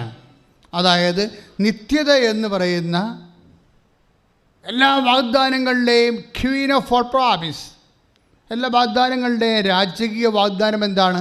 നിത്യതയാണ്. അത് ഈശോയാണ് വാഗ്ദാനങ്ങളുടെ കൂടെ കൂട്ടിച്ചേർത്തത്. ദാറ്റ്സ് അവർ പോയിന്റ്, ഇല്ലേ? എല്ലാ വാഗ്ദാനങ്ങളുടെയും രാജാവ്, രാജ്ഞി എന്ന് പറയുന്നത് എന്താണ്? നിത്യതയാണ്. അതില്ലായിരുന്നു. അനുദിന ജീവിതത്തിൻ്റെ ആവശ്യങ്ങളായിരുന്നു. മോസസിൻ്റെ കാലം മുതലുള്ള എല്ലാ, എബ്രാഹത്തിൻ്റെ കാലം, നോഹിൻ്റെ കാലം, ആദത്തിൻ്റെ കാലം, എല്ലാ കാലത്തും ദൈവം ഉടമ്പടി ചെയ്തിട്ടുണ്ട്. എല്ലാ കാലത്തും ദൈവം ഉടമ്പടി ചെയ്തിട്ടുണ്ട്. മാത്രമല്ല, ഉടമ്പടി പാലിക്കുന്നുണ്ടോ എന്നറിയാൻ വേണ്ടി പ്രവാചകന്മാരെയും ന്യായാധിപന്മാരെയും ദൈവം അയച്ചിട്ടുണ്ട്. അങ്ങനെ ഒടുവിൽ ഈശോയിലേക്ക് എത്തുമ്പോൾ ഈശോ, what was the exact role of Jesus? എന്തായിരുന്നു എക്സാക്ട് റോൾ ഈശോൻ്റെ? ഈ വാഗ്ദാനങ്ങളുടെ കൂട്ടത്തിൽ എൻ്റെ മകുടം ചാർത്തുന്ന ഏറ്റവും വലിയ വാഗ്ദാനമാണ് നിത്യത. പിതാക്കന്മാരെ മരുഭവിച്ച് മന്ന ഭക്ഷിച്ചു, അവർ മരിച്ചു. അതുപോലെയല്ല ഈ അപ്പം ഭക്ഷിക്കുന്നു നിത്യം ജീവിക്കും എന്ന് പറഞ്ഞേ. ഈ അപ്പം ഭക്ഷിക്കുന്നവൻ നിത്യം ജീവിക്കാം. ഈ അപ്പം ഭക്ഷിക്കുന്നവൻ നിത്യം ജീവിക്കാം. ലോകത്തിന്റെ ജീവന് വേണ്ടി ഞാൻ നൽകുന്ന അപ്പം എൻ്റെ ശരീരം തന്നെയാണ്. എൻ്റെ ശരീരം തന്നെയാണ്. എൻ്റെ ശരീരം ഭക്ഷിക്കുന്നവൻ എന്നിലും ഞാൻ അവനിലും വസിക്കുന്നു. സജീവനായ പിതാവാണ് എന്നെ അയച്ചത്. പിതാവ് മൂലം ഞാൻ ജീവിക്കുന്നു. അതുപോലെ എന്നെ ഭക്ഷിക്കുന്നവൻ ഞാൻ മൂലം ജീവിക്കാം. കൈയടിച്ച് ശ്രദ്ധിക്കട്ടെ. അതായത് കവിളിലെ ഇങ്ങനെ ക്യാൻസർ പോലെ ഒരു കറുത്ത വട്ടച്ചൊറി ഇങ്ങനെ ആണി പോലെ ഇരിക്കണത്, ആ വ്യക്തിയെ കർത്താവ് സുഖപ്പെടുത്തിക്കൊണ്ടിരിക്കുന്നു. പരിശുദ്ധ പരമദിവ്യകാരുണ്യത്തിന് പരിശുദ്ധ പരമദിവ്യകാരുണ്യത്തിന് നിങ്ങൾ കുറച്ചുകൂടി ലൈവായിട്ട് ഓൺലൈനിലുള്ളവരും നിങ്ങളും തീർത്ഥാടന സഭയിലിരിക്കുന്നവരൊക്കെ കുറച്ചുകൂടി തിരിച്ചറിവോടുകൂടി ഇരിക്കണം. എന്ത് സംഭവിക്കാവുന്ന ആരാധനയാണ്. നിങ്ങൾ വന്നതുപോലെ പോകത്തില്ല. ഉറപ്പായിട്ടും കർത്താവ് നിങ്ങളെ കണ്ണീരോടെ തിരിച്ചുവിടത്തില്ല. എന്താ കർത്താവിൻ്റെ വചനം? അവർ കണ്ണീരിലൂടെയാണ് വരുന്നത്. ഞാൻ അവരെ ആശ്വസിപ്പിച്ച് പറഞ്ഞു നയിക്കും. ശ്രുതിക്കട്ടെ. ഹല്ലേലൂയ. മക്കൾ രോഗമുള്ള ഇടത്തെല്ലാം കൈവെക്കുക. ഈശോ സുഖപ്പെടുത്തട്ടെ. മക്കൾ രോഗമുള്ള ഇടത്തില്ല. ഓൺലൈനിൽ എന്നെ കേൾക്കുന്നവർ ശ്രദ്ധിക്കുക. നിങ്ങളുടെ നടുവേദനയാണെങ്കിൽ നടുവിൽ കൈവച്ചിട്ട് പ്രാർത്ഥിക്കേണ്ട സമയമാണ്. നിങ്ങൾക്ക് കിഡ്നിയുടെ അസുഖമാണെങ്കിൽ ഇപ്പോൾ കിഡ്നിയുടെ അവിടെ കൈവച്ച് പ്രാർത്ഥിക്കേണ്ടതാണ്.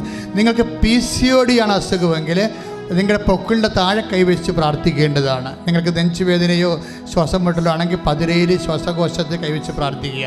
ഹൃദയരോഗികളും കരൾ രോഗികളും ഇടനെഞ്ചിൽ കൈവച്ചുകൊണ്ട് പ്രാർത്ഥിക്കേണ്ടതാണ്. എൻ്റെ മക്കൾ സ്തുതിക്കട്ടെ, ശക്തമായി സ്തുതിക്കട്ടെ, ശക്തമായി സ്തുതിക്കട്ടെ, സ്തുതിക്കട്ടെ. യേശുവേ, യേശുവേ, യേശുവേ, യേശുവേ, കർത്താവേ, ഇതിൻ്റെ രക്തം കർത്താവേ, ഇതിൻ്റെ രക്തം കർത്താവേ, അങ്ങയുടെ മക്കളുടെ രക്തത്തിൽ കർത്താവേ കലർത്തണമേ എന്ന് പ്രാർത്ഥിക്കുന്നു.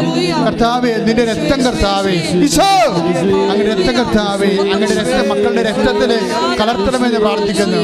കർത്താവേ, എൻ്റെ കർത്താവിൻ്റെ ഉന്നതമായ നാമത്തില്, എൻ്റെ കർത്താവിൻ്റെ ഉന്നതമായ നാമത്തില്, സഭയുടെ അധികാരത്തില്, കുരിശിന്റെ അടയാളത്തില് 36 കൊല്ലം ഞാൻ അർപ്പിച്ച കൃപാനയുടെ യോഗ്യതയാൽ കൃപാസമത്താറയില് ജീവനോടെ പ്രത്യക്ഷപ്പെട്ട പരിശുദ്ധ അമ്മയുടെ പ്രത്യക്ഷഗണത്തിന്റെ സാക്ഷിയാകാൻ യേശുവിന്റെ നാമത്തിൽ മാർഗരോഗങ്ങള്, യേശുവിന്റെ നാമത്തിൽ തീരാവേദികള് മാറിപ്പോകട്ടെ. ശ്രുതിക്കട്ടെ.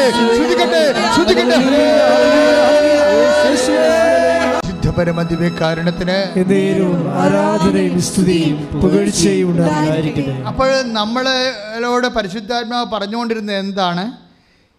8852 വാഗ്ദാനങ്ങൾ, 8552 വാഗ്ദാനങ്ങളാണ് ദൈവം നൽകിയിരിക്കുന്നത് മനുഷ്യരാശിക്ക്. അതിൻ്റെ ക്യാപിറ്റലായിട്ടുള്ള promise, the queen of promises, എല്ലാ വാഗ്ദാനങ്ങളുടെയും രാജകീയമായ വാഗ്ദാനം മനുഷ്യരാശിക്ക് നൽകിയത് ഈശോയാണ്. ഈശോ എന്താ പറഞ്ഞത്? ഈശോ നൽകിയ വാഗ്ദാനം എന്താണ്? നിത്യത, നിത്യജീവൻ. അതാണ് വാഗ്ദാനം കൂട്ടിച്ചേർത്തത്. അതിനാണ് അവൻ പുതിയ ഉടമ്പടി സ്ഥാപിച്ചത്. കൈയിടിച്ച് കർത്താവിനെ ഹല്ലേലൂയ. പരിശുദ്ധ പരമ ദിവ്യകാരുണ്യത്തിന് ആരാധനയും സ്തുതിയും പുകഴ്ചയും ഉണ്ടായിരിക്കട്ടെ. എൻ്റെ മക്കളെ, അപ്പോഴ് ഒന്ന് ചിന്തിച്ച് നോക്കി. ഈശോയുടെ സദസ്സിനെ പോലെ നിങ്ങളും പ്രബുദ്ധ സദസ്സാണെന്ന് ഞാൻ കരുതണത്. നിങ്ങളൊന്ന് ചിന്തിച്ച് നോക്കിയേ. അതായത് ഈശോ വന്ന് നമ്മൾ സ്ഥാപിച്ചത് എന്താണ്? ഉടമ്പടിയാണ്. ഉടമ്പടി അല്ലാതെ ദൈവം ഒന്നും ചെയ്യത്തില്ല. ഉടമ്പടി അല്ലാതെ ദൈവം ഒന്നും ചെയ്തിട്ടില്ല. ചെയ്യത്തില്ലെന്ന് മാത്രമല്ല, ചെയ്തിട്ടില്ല. ഉടമ്പടിയിൽ എന്താ സംഭവം? നിന്നെ ദൈവം സീരിയസ് ആയിട്ട് കണക്കാക്കുന്നു. അല്ലാതെ പൊട്ടക്കടൻ്റെ മാവായിട്ട് എറിയണ പോലെ നിൻ്റെ പ്രാർത്ഥന കേൾക്കണ്ടെന്നല്ല. It must be heard. അത് കേട്ടേ മതിയാവൂ എന്ന് തീരുമാനിക്കുന്നതാരാണ്? നിന്റെ ദൈവം. കൈയിടിച്ച് കർത്താവ്. ഈ ദിവസങ്ങളിൽ ജിത്തു എന്നും പറഞ്ഞ ജിതി അത് നോൺ ക്രിസ്ത്യനാണ്. ജിതിയുടെ സാക്ഷ്യം എന്നെ വളരെ സ്വാധീനിച്ച സാക്ഷിയാണ്. ജിതിയുടെ സാക്ഷ്യം കേൾക്കുമ്പോൾ നിങ്ങൾക്കും ആവശ്യം തോന്നും. ജിതി പറയണത് അവിടെ അവർ MCA ആണ്, പക്ഷേ 5 കൊല്ലം മുമ്പെടുത്ത MCA ആണ്. അവളിപ്പോൾ താമസിക്കുന്നത് എവിടെയാണ്? തായ്ലൻഡിലാണ് താമസിക്കുന്നത്. അപ്പോൾ software development company call for ചെയ്തിരിക്കുകയാണ്. പക്ഷേ അവിടെ ഇടിച്ചയിൽ ചെന്നിരിക്കുന്ന ആരാണെന്നറിയാവോ? IIM-ലെ വിദ്യാർത്ഥികൾ അവിടെ പോസ്റ്റ് ഗ്രാജുവേഷൻ ചെയ്തതാണ്. IIM-ലെ വിദ്യാർത്ഥികളാണ്. തായ്ലൻഡിൽ പോസ്റ്റ് ഗ്രാജുവേഷൻ ചെയ്ത ആൾക്കാരാണ് ചെന്നിരിക്കുന്നത്. നമ്മുടെ നാട്ടിൽ പഠിച്ചതാണ് ജിത്തി. 5 കൊല്ലത്ത് ഗ്യാപ്പും ഉണ്ട്. അവൾ സാക്ഷ്യം പറയുമ്പോൾ പറയുന്നതാണ്, എൻ്റെ കയ്യിൽ അമ്മയുടെ കാശുരൂപം മാത്രമേ ഉള്ളൂ. 5 കൊല്ലത്ത് ഗ്യാപ്പ് നികർത്താൻ വേണ്ടി കയ്യിലുള്ളത് എന്താണ്? അമ്മയുടെ കാശുരൂപം. ദാറ്റ് മീൻസ് വിശ്വാസം. വിശ്വാസം നിൻ്റെ എല്ലാ ഗ്യാപ്പുകളെ നിവർത്തും. കൈയിടിച്ച് കർത്താവിനെ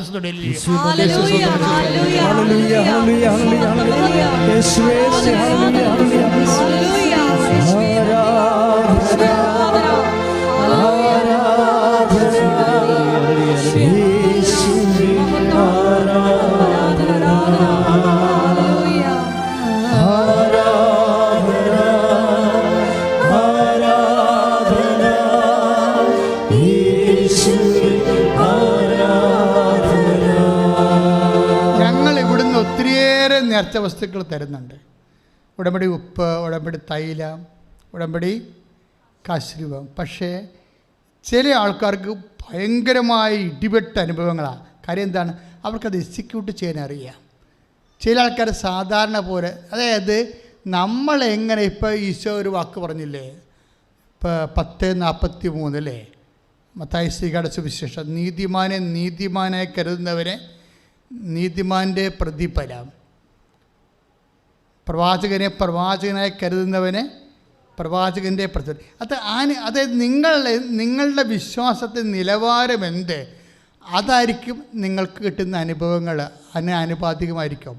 അത് കർത്താവ് പറഞ്ഞു, ഞാൻ പറഞ്ഞതല്ല. എന്ന് വായിച്ചോളൂ. അത് മത്തായിയുടെ സുവിശേഷം 10-ാം അധ്യായം 41-ാം തിരുവചനം. പ്രവാചകനെ പ്രവാചകനായി സ്വീകരിക്കുന്നവന് എന്ന് പറഞ്ഞ പ്രവാചകനായി സ്വീകരിക്കുന്നവന് പ്രവാചകന്റെ പ്രതിഫലം. അടുത്തത് നീതിമാനായി സ്വീകരിക്കുന്നവന് നീതിമാന്റെ പ്രതിഫലവും ലഭിക്കുന്നു. അപ്പം നിങ്ങൾ എങ്ങനെ സ്വീകരിക്കുന്നു എന്നുള്ളതാണ് പ്രശ്നം. ഉടമ്പടി തൈലമായാലും ഉടമ്പടി കാശുരൂപമായാലും ഇപ്പം അവരെന്താ ജിതി എന്താ പറയണത്? അവർ നോൺ ക്രിസ്ത്യൻ അല്ലേ? അവർക്ക് എന്താ ക്രിസ്ത്യൻ ബാക്ക്ഗ്രൗണ്ട് ഉള്ളത്? അവർ പറയണത് എനിക്ക് 5 കൊല്ലത്തെ ഗ്യാപ്പാണ്. മലയാളത്തിൽ നിന്ന് ഞാൻ ഇവിടുന്ന് MCA എടുത്ത് പോയിട്ട് ഞാൻ പിന്നീട് സംഭവം തൊട്ടിട്ടില്ല. എന്നെ കോമ്പറ്റ് ചെയ്യാൻ വന്നിരിക്കുന്ന ആൾക്കാർ IIM-ൽ നിന്ന് വന്നിരിക്കുന്നവരാണ്. അവർക്ക് അവിടെ വന്നിട്ട് പോസ്റ്റ് ഗ്രാജുവേഷൻ ചെയ്തിരിക്കുന്നവരോട് ഞാൻ കോമ്പറ്റ് ചെയ്യണത്. എൻ്റെ ഗ്യാപ്പാണ് എൻ്റെ ഏറ്റവും വലിയ ഭ്രാന്തെന്ന് പറയുന്നത്. എന്നെ ഭ്രാന്ത് പിടിപ്പിക്കുന്നത്. പക്ഷേ അമ്മയുടെ കാശുരൂപമാണ് എൻ്റെ കയ്യിലുള്ളത്. അത് എക്സിക്യൂഷനാണത്. അതായത് ഏത് ഗ്യാപ്പായാലും ശരി. നീ ഇങ്ങനെ ഒത്തിരി പറഞ്ഞില്ലേ, ഗ്യാപ്പ് നഴ്സുമാർക്ക് പ്രോബ്ലമാണ്. ചില ആൾക്കാർ ഏജ് ബാറുണ്ട്. 52 വയസ്സിൽ ചിലർ പുതിയ മാനേജർ വരുമ്പോൾ കമ്പനിയിൽ നിന്ന് ടെർമിനേറ്റ് ചെയ്യും. പിന്നെ വിളിക്കാമെന്ന് പറഞ്ഞ് വിടും. അവർ വിളിക്കത്തില്ല. അവർ ചെറുപ്പക്കാരെ വെച്ച് കോപ്പറേറ്റീവുകളെല്ലാം 25 വയസ്സ് വെച്ചുള്ള ആൾക്കാരെ എടുത്തിട്ട് കമ്പനി മുന്നോട്ട് റൺ ചെയ്ത് ലാഭിക്കാൻ പോവുകയാണ്. കാര്യം ഈ 52-കാരൻ എടുത്താൽ അയാളുടെ അന്നത്തെ സീനിയോറിറ്റി അനുസരിച്ചുള്ള പുതിയ പേയ്മെൻറ്റ് കൊടുക്കുമ്പോൾ അവർക്ക് ചെറുപ്പക്കാരിൽ നിന്ന് കിട്ടുന്ന റിട്ടേണിനേക്കാൾ പകുതിയെ പ്രായമുള്ളവരിൽ നിന്ന് കിട്ടത്തുള്ളൂ. അതുകൊണ്ട് അവരെ എടുക്കത്തില്ല ഒരിക്കലും. പക്ഷേ ഉടമ്പടി അവരെ എടുപ്പിക്കും. അതെന്താ കാര്യം? അമ്മയാണ് ഇതിൻ്റെ പക്ഷത്ത് നിൽക്കുന്നത്. എപ്പോഴും നമ്മൾ ശ്രദ്ധിക്കുമ്പോൾ എനിക്ക് തോന്നിയിരിക്കണത്, നിങ്ങളെ ഉടമ്പടിയിലെ എക്സിക്യൂഷനിലെ സൂക്ഷ്മതയാണ് പ്രോബ്ലം. ഓരോരുത്തരും അതിനെ ഇപ്പം ഇവർ തന്നെ എന്താ പറയണത്, അവർ അത് ആത്മാർത്ഥമായിട്ട് അതിൽ വിശ്വസിച്ചു. പണ്ട് അവർ പറയണത്, ഈ പ്രത്യേകിച്ച് ഷീജ അല്ലല്ലോ, അഞ്ജന പറയണത്, എന്തിനാണ് സാക്ഷ്യം പറയണത്? സാക്ഷ്യം പറയണ വല്ല കാര്യമുണ്ടോ? സാക്ഷ്യം ദൈവത്തോട് അങ്ങനെ പറഞ്ഞാൽ പോരെ, എന്തിനാണ് ആൾക്കാർ കെട്ടിയെടുത്ത് ഇവിടെ വന്നിട്ട് പറയണതെന്നൊക്കെയായിരുന്നു ഞാൻ പണ്ട് അമ്മയോട് ചോദിച്ചുകൊണ്ടിരുന്നത്. അമ്മയുമായിട്ട് സണ്ട് വെക്കുമായിരുന്നു പണ്ട്. മാതാവിൻ്റെ കാര്യം ഒത്തിരി കേട്ട് ചികിടിച്ച് ഞാൻ ആ വഴിക്കില്ലെന്ന് പറഞ്ഞ് നടന്ന ആളാണ്. പക്ഷേ ഒരു വിഷയം ഉണ്ടായപ്പോൾ അവൾ അമ്മയോട് പറഞ്ഞു, അമ്മേ ഞാൻ വന്ന് സാക്ഷ്യം പറയും, എനിക്ക് തന്നെ കിട്ടിയ അനുഭവത്തിൽ ഞാൻ വന്ന് സാക്ഷ്യം പറയും. ഇപ്പം എനിക്ക് മനസ്സിലായി സാക്ഷ്യം എന്താണെന്ന്. കാര്യം വെച്ചാൽ സാക്ഷ്യം എന്താണെന്ന് ഇവൾക്ക് പറയാൻ മനസ്സിലാക്കാൻ ഒരു കാരണമുണ്ടായി. സ്കൂളിലൊക്കെ ചെല്ലുമ്പോൾ ഓരോരുത്തരും ഓരോരോ ആൾക്കാർ ഓരോ കാര്യം പറയത്തില്ല. ഇപ്പോൾ കുഞ്ഞിൻ്റെ പെടലി തിരിയണില്ലെന്ന് പറഞ്ഞപ്പോൾ പെടലി തിരിയാത്ത കൊച്ചായിരിക്കും, മരണം വരെ ഇവൻ്റെ പെടലി തിരിയത്തില്ലെന്നാണ് കൂടെയുള്ളവർ പറയണതേ. എങ്ങനെയെങ്കിലും ഇതിനെ അബോർട്ട് ചെയ്ത് കളയാൻ വേണ്ടിയാണ് അവർ ഇവരെ സഹായിക്കണതാണ്. അപ്പോൾ അങ്ങനെ വരുമ്പോൾ എനിക്ക് ഭയങ്കര സങ്കടം വരും ഒരു ദിവസം. അപ്പോൾ ഉടനെ അമ്മ എന്ത് ചെയ്യുമെന്നറിയാമോ? അമ്മ ഓരോ സാക്ഷ്യം എടുത്ത് എന്നെ കാണിക്കും. ഏതമ്മ? പരിശുദ്ധമ്മ ദേവമാതാവ് കൃപാസനത്തിൻ്റെ ഓരോ സാക്ഷ്യം എടുത്ത് എന്നെ കാണിക്കും. ആ സാക്ഷ്യം കേൾക്കുമ്പോൾ എനിക്ക് അഭിഷേകം കിട്ടും. അപ്പോഴെനിക്ക് മനസ്സിലായി സാക്ഷ്യം എന്തിനാണെന്ന്. കാര്യം ഈ അംഗവൈകല്യമുള്ള കുഞ്ഞിനെ ഗർഭത്തിൽ ഇട്ടിട്ട് നാട്ടുകാർ ചവിട്ടും കുത്തും കേട്ടിട്ട് അവരുടെ മനസ്സിടിഞ്ഞ് പോകുമ്പോൾ അതിനെ നിലനിർത്താൻ വേണ്ടി അവരെ അഭിഷേകം ചെയ്യണം. എങ്ങനെയാണ്? ഈ സാക്ഷ്യം കേൾപ്പിച്ചാണ്. സാക്ഷ്യം കേൾക്കുന്ന അയക്കുമ്പോഴെന്ത് ഇവർക്ക് അതിന് അഭിഷേകം ഉണ്ടാവും. അപ്പോൾ അതിനെ അതിജീവിക്കാൻ പറ്റുമെന്ന് തോന്നും. നിങ്ങളും പ്രാർത്ഥിക്കണം. അമ്മയോട് പറയണം, അമ്മേ എന്നെ അമ്മയുടെ സാക്ഷ്യം എന്ന് പ്രാർത്ഥിച്ച് നെഞ്ചത്ത് കൈവച്ച്, അമ്മേ എന്നെ അമ്മയുടെ പ്രത്യക്ഷീകരണത്തിന്റെ സ്ഥിരം സാക്ഷിയായി ഉയർത്തണമേ. ഇത് നിങ്ങൾ പറഞ്ഞുകൊണ്ടിരുന്നാൽ മതി ഇടയ്ക്ക്. എന്താ കാര്യം എന്നറിയാവോ? ഈ ഉടമ്പടിയെങ്കിലും അമ്മയുടെ പ്രത്യക്ഷീകരണമാണ് ഇവിടെ ഡീല് ചെയ്യുന്ന സബ്ജക്റ്റ്.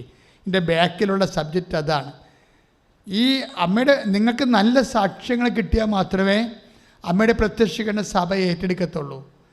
സാധാരണ സാക്ഷ്യമാണെങ്കിൽ പ്രത്യക്ഷീകരണത്തിൻ്റെ തക്കതായ സാക്ഷ്യമില്ലെങ്കിൽ ആ സാധാരണ ധ്യാനകേന്ദ്രത്തിൽ നടക്കുന്ന സാക്ഷ്യമാണെന്ന് പറഞ്ഞ് തള്ളിക്കളയും. അതുകൊണ്ട് നമുക്ക് വളരെ ക്വാളിറ്റേറ്റീവ് ആയിട്ടുള്ള സാക്ഷ്യങ്ങളാണ് വേണ്ടത്. പക്ഷെ അതിനുവേണ്ടി ഇൻവെസ്റ്റ് ചെയ്യാൻ പറ്റുന്ന വേണം. ചുമ്മാ ഇങ്ങനെ എല്ലാവരും ഉടമ്പടി എടുക്കണം, ഈ ഉടമ്പടി എടുത്തില്ലെങ്കിൽ ഉടമ്പടി എടുത്തില്ലെന്ന് വേണ്ട, എന്നാൽ അതുകൂടി എടുത്തേക്കാം, എന്നാൽ 2 ഉടമ്പടി ഇങ്ങനത്തെ നേക്കാൻ പറയും. ഇത് ഇങ്ങനെ പറയുന്ന ആൾക്കാരുണ്ട്. ചില അവർക്ക് ബുദ്ധിബോധമില്ല.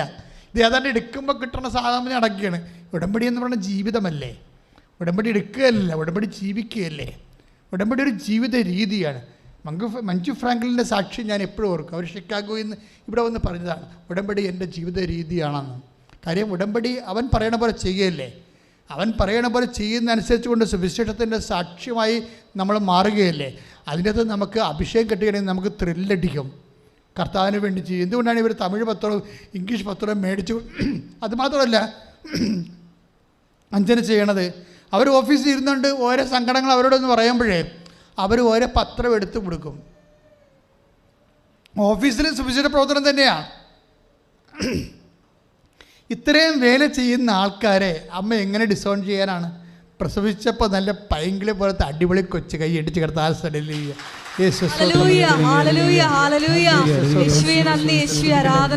ഉടമ്പടിയിലൂടെ ഞങ്ങളെ സന്ധിക്കുന്ന അവരുടെ വലിയ കാരണത്തെ ഞങ്ങൾ നന്ദി പറഞ്ഞു വാഴ്ത്തുന്നു.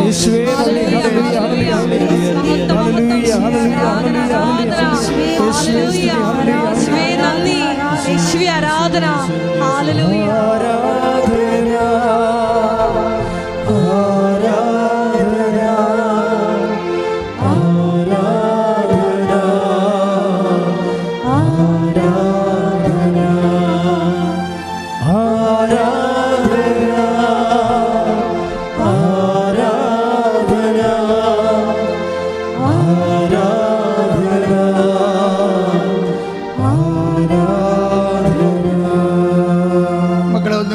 മക്കളെ ഒന്ന് മുട്ടേന്ന് നമുക്ക് ലാസ്റ്റ് പ്രെയറാണ്.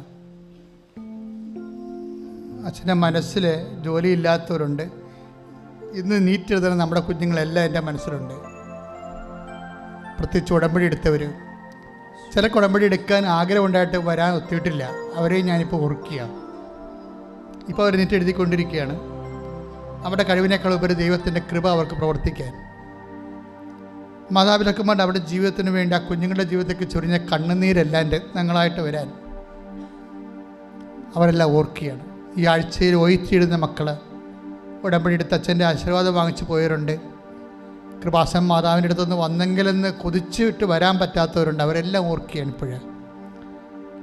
ഈ ആഴ്ച IELTS എഴുതുന്നവരുണ്ട്, അവരെ ഞാൻ ഓർക്കുന്നു. MOH, ഹാദ്, എല്ലാ പ്രൊഫഷണൽസിനെയും PSC എക്സാം വരുന്നുണ്ട്, അതും ഓർക്കുന്നു. എല്ലാവരെയും ഓർക്കുകയാണ്. ഞാൻ ഈ പ്രൊഫഷണൽസിന് ശരിക്കും പ്രാധാന്യം കൊടുക്കുന്നുണ്ട്. ഈ മണ്ണി ചവിട്ടിയാൽ തീർച്ചയായിട്ടും അവരെ കാണാതെ ഞാൻ വിടത്തില്ല. എന്താ കാര്യം വെച്ച് കഴിഞ്ഞാൽ അവരെ ഉള്ള രക്ഷപ്പെട്ട് കഴിഞ്ഞാൽ ആ കുടുംബം രക്ഷപ്പെടും. അവരൊരാളെ രക്ഷപ്പെട്ടാൽ അനിയത്തിനെ ചേട്ടത്തിനെ കല്യാണം കഴിപ്പിക്കാം, നമുക്ക് വീട് വെക്കാം, അങ്ങനെ കുറേ കാര്യങ്ങളാണ്. കടങ്ങൾ പരിഹരിക്കും, ആ കുടുംബത്തിൻ്റെ കടങ്ങൾ തീരും അതിനാൽ. അതുകൊണ്ട് പ്രൊഫഷണൽസിന് എല്ലാവരും എന്തെല്ലാം തരത്തിൽ ഒരു പരീക്ഷ, ഇപ്പോൾ ബിടെക്കുകാരാണ്, അവർ കുറേ അധികം അരിയർ വന്നു പോയി എന്നൊക്കെ പറഞ്ഞാൽ നിങ്ങൾ ഉടമ്പടി ചെയ്തിട്ട് അവരെ കൊണ്ടുവരണം. ചിലപ്പോൾ ഒറ്റ ബ്ലെസ്സിങ് കൊണ്ട് ചിലപ്പോൾ 20-22 അരിയർ വരെ എഴുതിയെടുപ്പിച്ചിട്ടുണ്ട് ബിടെക്കിൻ്റെ. അവരിനി എഴുതണില്ലെന്ന് പറഞ്ഞാണ്. ഞാൻ പറഞ്ഞു എഴുതും മോളെ, നമുക്ക് 6 വെച്ച് എഴുതാമെന്ന് പറയും. 6 വെച്ച് എഴുതാം. സിലബസ് നിൻ്റെ സിലബസ് മാറുന്ന മുമ്പ് നിന്നെ മാതാവ് കരകയറ്റി വിട്ടിരിക്കും.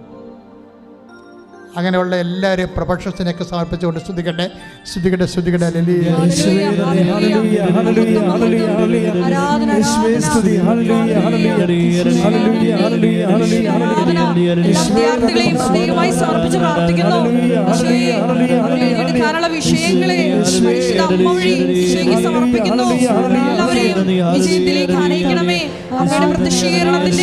സാക്ഷികളായി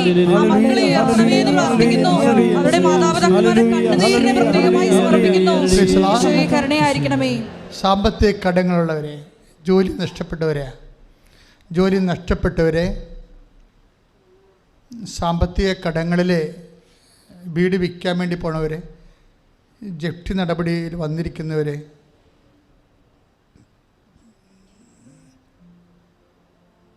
വീടില്ലാത്തവർ, വീടിന് വഴിയില്ലാത്തവർ, നിങ്ങളെപ്പോഴും ഓർക്കേണ്ട കാര്യം, ഇത് നിങ്ങൾ നിൽക്കുന്ന സ്ഥലം അമ്മ മാതാവ് ജീവനോടെ പ്രത്യക്ഷപ്പെട്ട്, അതും ഈശോ ഉള്ളപ്പ സമയത്താണ് അമ്മ അന്ന് പ്രത്യക്ഷപ്പെട്ടത്. ഇവിടെ കണ്ണീരിടുമ്പോൾ തീർച്ചയായിട്ടും ദൈവം അത് കൈ പിടിക്കും, ഉറപ്പായിട്ടും പിടിക്കും. കഴിഞ്ഞ ദിവസം ഒരു സാക്ഷ്യം ഉണ്ടായിരുന്നു. ഞങ്ങൾക്ക് 4 സെൻറ്റ് സ്ഥലമേ ഉള്ളൂ, വഴിയില്ലാത്ത സ്ഥലമാണ്. ബാങ്കുകാർ 19 ലക്ഷം ഞങ്ങൾക്ക് വേണം, തരത്തിലെന്ന് പറഞ്ഞ് ഞങ്ങൾ ഓടിച്ചെന്ന് പറയും. പക്ഷേ അമ്മ ആ ബാങ്കിൽ നിന്ന് തന്നെ വേറെ ആൾക്കാർ വഴി കാശെടുത്ത് കൊടുത്തു. മനുഷ്യൻ്റെ ജീവിത പ്രശ്നങ്ങളാണ് ഇവിടെ കൈകാര്യം ചെയ്യുന്നത്. പക്ഷേ നിങ്ങൾക്കൊരു ചിന്തയുണ്ടാകണം, ഈ ജീവിതം കഴിഞ്ഞ് വേറൊരു ജീവിതമുണ്ട്. അതും ഉടമ്പടിയാണ്, വാഗ്ദാനത്തിൻ്റെ ഭാഗമാണ്, നിത്യജീവിതം. ഈ ഉടമ്പടിയിൽ വരുമ്പോൾ ഞാൻ മാതാവിനെ നേരെ കണ്ട ആളാണ്. അതുകൊണ്ട് നിത്യജീവിതം എന്താണെന്ന് എനിക്കറിയാം. അതുകൊണ്ട് എനിക്ക് നിങ്ങളുടെ അപേക്ഷ എന്ന് പറഞ്ഞത്, നിത്യജീവിതം നശിപ്പിക്കുന്ന ഒരു നടപടിക്രമവും ഒരു പ്രണയവും ഒന്നും നിങ്ങളുടെ ജീവിതമോ നിങ്ങളുടെ ആത്മാവോ നിങ്ങളുടെ കുഞ്ഞുങ്ങളുടെ വിശുദ്ധിയോ നിത്യരക്ഷയോ നഷ്ടപ്പെടുത്തുന്ന ഒരു ബന്ധങ്ങൾ നിങ്ങൾ കെട്ടിലെന്നേ ഉള്ളൂ. കർത്താവിനെ ജീവിതം കളഞ്ഞ് ദൈവത്തിനെ മാറ്റി നിർത്തിക്കൊണ്ട് ഒരു തീരുമാനം എടുക്കുക. തൽക്കാലത്തേക്കുള്ള ലാഭം മാത്രമാണത്.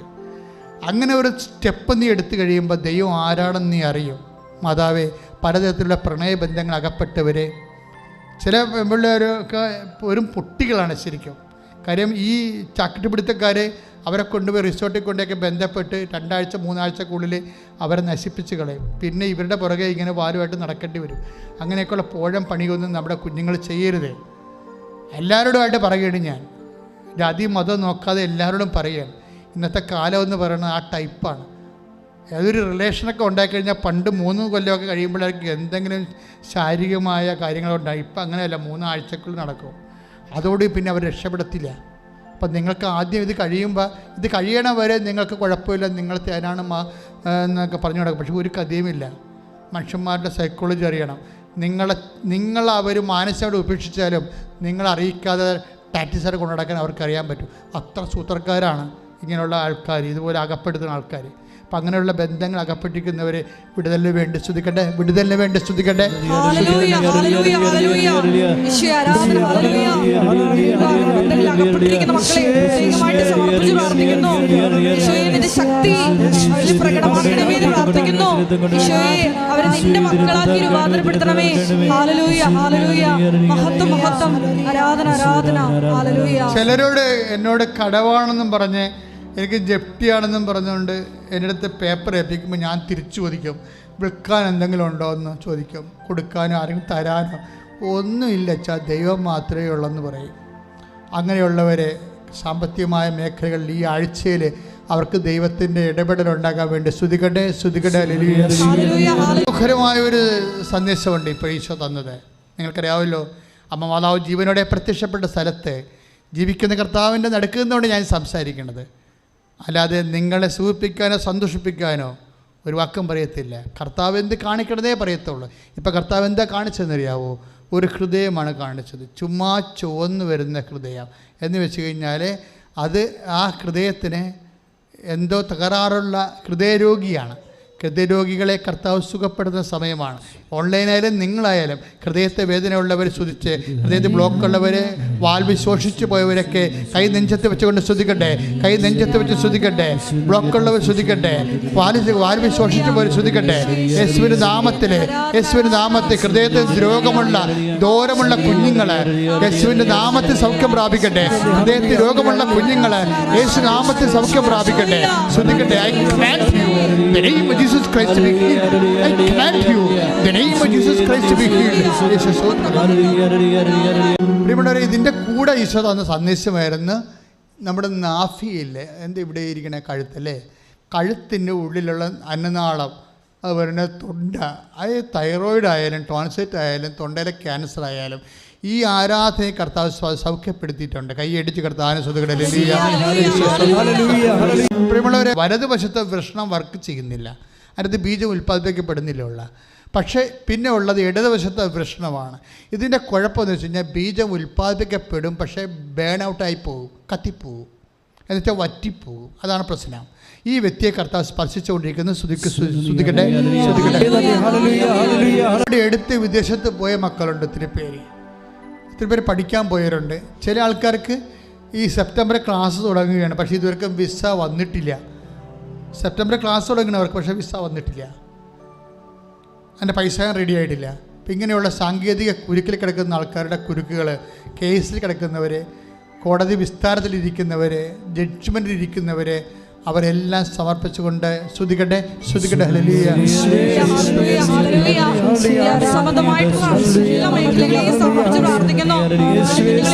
Lord Jesus Christ, pour out His Spirit.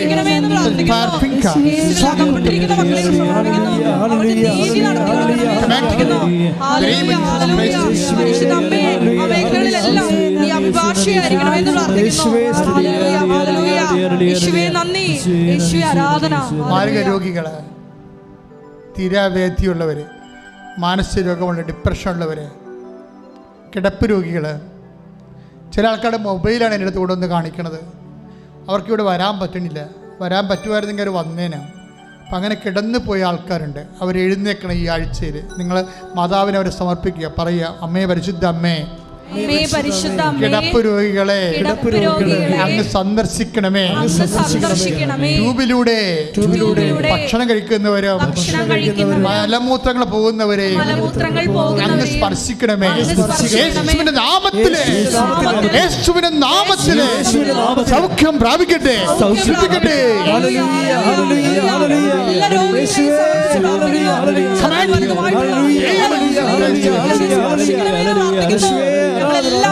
സുഖപ്പെട്ടുകൊണ്ട്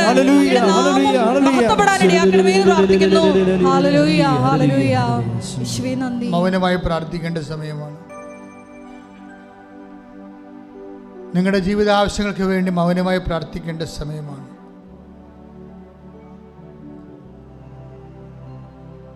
ഉദരരോഗമുള്ളവർ, kidney രോഗമുള്ളവർ, cancer രോഗമുള്ളവരൊക്കെ ആ സ്ഥലങ്ങളിൽ തൊട്ട് വിശ്വാസ പ്രമാണം ചെല്ലേണ്ട സമയമാണ്. കണ്ണ് കാഴ്ചക്കുറവുള്ളവരെ ഈശോ കാണിച്ചു തന്നായിരുന്നു സൗഖ്യപ്പെടുന്നതായിട്ട്. കണ്ണിൽ തൊട്ട് പ്രാർത്ഥിക്കാം. മുടി കൊഴിയുന്നവരും സംബന്ധിച്ച് പ്രാർത്ഥിക്കാം. നല്ലവണ്ണം മുടിയുള്ളവർക്ക് അതൊക്കെ ഒരു തമാശയായിട്ട് തോന്നും. പക്ഷേ മുടിയില്ലാത്ത സംബന്ധിച്ചിടത്തോളം അതൊരു വേദനയാണ്. അതുകൊണ്ട് ഒത്തിരി പേര് നല്ലവണ്ണം മുടി തഴച്ച് വളർന്നിട്ടുണ്ട്. ഇവിടെ പ്രാർത്ഥിച്ചപ്പോൾ സാക്ഷ്യം പറഞ്ഞ് ഞാൻ കേട്ടിട്ടുണ്ട്. അതുകൊണ്ട് മുടി ഇല്ലാത്തവരാണെങ്കിലും നിങ്ങൾക്കൊരു പ്രശ്നമായിട്ട് തോന്നുന്നുണ്ടെങ്കിൽ നിങ്ങൾ തലയൊക്കെ വെച്ച് മാതാവിനോട് പറ.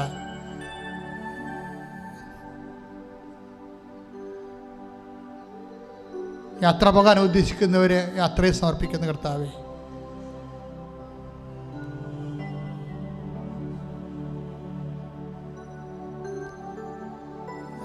വസ്തു ലേലത്തിലിരിക്കുന്നവരെ സംബന്ധിച്ച് പ്രാർത്ഥിക്കുന്ന കർത്താവേ, ശരീരത്തിൽ ചിരങ്ങും ചൊറിയും നീരൊക്കെ കിട്ടിയവരെ കർത്താവെ നിൻ്റെ തിരുമുറുവാർന്ന അത്ഭുതകരത്തെ സ്പർശിച്ച് അവരെ സൗഖ്യപ്പെടുത്തണമെന്ന് പ്രാർത്ഥിക്കുന്ന കർത്താവെ, മൗനമായി പ്രാർത്ഥിക്കുക. സമാപന ആശീർവാദമാണ്. എല്ലാവരും മുട്ടയിൽ നിന്ന് ആശീർവാദം മേടിക്കുക. നമ്മുടെ എല്ലാ ഉടമ്പടി നിയോഗങ്ങൾ ദിവ്യാരുടെ സന്നിധിയിൽ നമുക്ക് സമർപ്പിച്ച് പ്രാർത്ഥിക്കാം. ഉടമ്പടി എടുത്തപ്പോൾ നിങ്ങൾ സമർപ്പിച്ച നിയോഗങ്ങളെ ഒരിക്കൽ കൂടി പരിശുദ്ധ അമ്മയുടെ മധ്യസ്ഥയിൽ അൾത്താരയിൽ സമർപ്പിച്ച് പ്രാർത്ഥിക്കാം. എന്നെയും എൻ്റെ കുടുംബത്തെയും നിൻ്റെ പ്രത്യക്ഷീകരണത്തിൻ്റെ സാക്ഷിയായി ഉയർത്തണമേ എന്ന് പ്രാർത്ഥിച്ചുകൊണ്ട് ശിരസ് നമിച്ച് നമുക്ക് ഈശോയുടെ ആശീർവാദം സ്വീകരിക്കാം. യേശുവേ നന്ദി, ഹല്ലേലൂയ ഹല്ലേലൂയ ഹല്ലേലൂയ ഹല്ലേലൂയ. യേശുവേ സ്തുതി, ഹല്ലേലൂയ ഹല്ലേലൂയ ഹല്ലേലൂയ. യേശുവേ മഹത്വം മഹത്വം ഹല്ലേലൂയ ഹല്ലേലൂയ ഹല്ലേലൂയ. യേശുവേ നന്ദി, മഹത്വം മഹത്വം ആരാധന ആരാധന ആരാധന ആരാധന. ഹല്ലേലൂയ ഹല്ലേലൂയ ഹല്ലേലൂയ. യേശുവേ സ്തുതി, യേശുവേ ആരാധന, യേശുവേ മഹത്വം, യേശുവേ നന്ദി, ഹല്ലേലൂയ ഹല്ലേലൂയ ഹല്ലേലൂയ.